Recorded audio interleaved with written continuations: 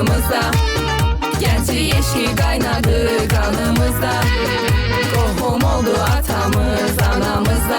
Ey hayat sen ne garibəsən. Sen ay kimi baktın mənə, sen gün kimi baktın mənə. Gözlərinin qarasıyla güldü ömrümün vaxtı mənə. Aylar keçir axın olur. Yadlar gəlir doğma olur, yaxın olur. Məhəbbətlə ötən ömür nağıl olur.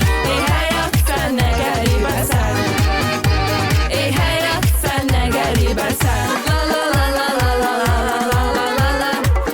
La la la la la la la la. La la la la la la la la la la la. Ey həyat sən nə qəribəsən.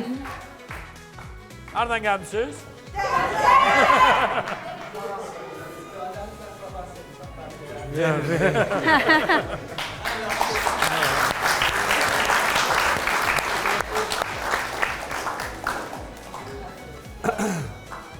Və əlbəttə ki, münsiflərə hədiyyələrimiz var. Zəhmət olmasa hədiyyələri gətirin.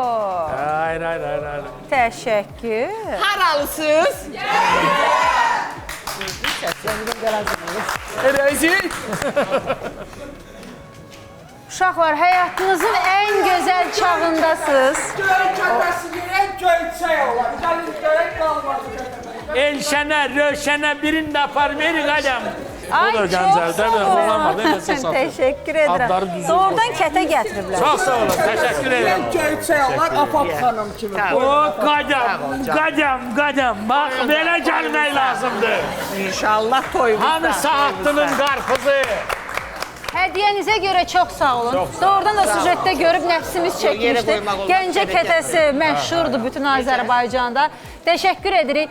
Ömrünüzün ən gözəl çağındasınız. Gəncliyinizi çox gözəl dəyərləndirirsiniz. Həmçinin bu şən gənclə iştirak edərək. Yağı da için. Hə, hamısı içindədir.